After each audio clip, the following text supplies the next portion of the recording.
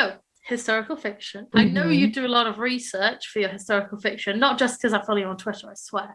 You can tell by reading it. I mean, it's very detailed and it feels like you've done that. I think that comes across in the writing. Good. So, how does I can't even say the word outlining today. How does outlining contribute to that?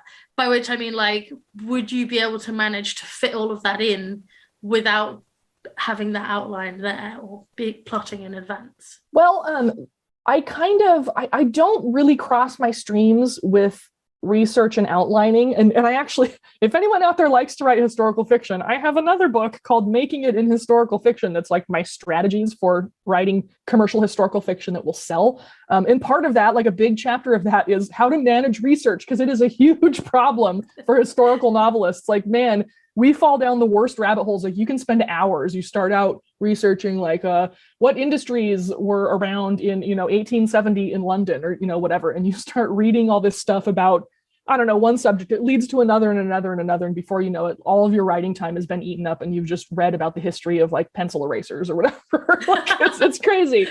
It sucks you in. Afternoon. Yeah, and I've done it many times. In fact, sometimes I post on Twitter like the stupid thing I'm researching today. I think recently was like what beetles are native to a particular region of the Netherlands. So obscure. Yeah, like really obscure, weird stuff. But I try to not outline a book until I have the bulk of my research done. So I'll finish reading up whatever I need to read about my subject, about the time and place they lived in, about kind of the political and social environment they would have been in. And once I can really envision my character sort of moving through that landscape clearly, like I understand how they would react to all these things that are going on around them historically, then I start outlining the book. Like, I stop researching. I'm like officially like, research done. Now it's time to write.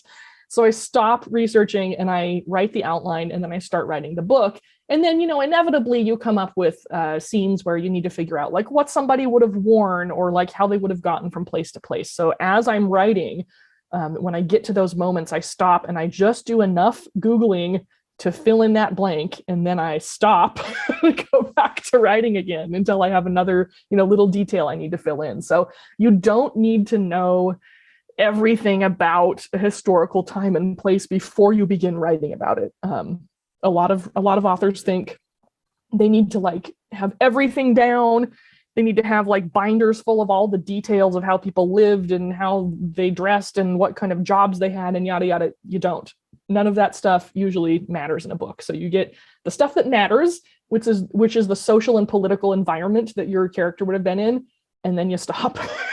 So I keep them separate as much as possible, is the short answer to that question.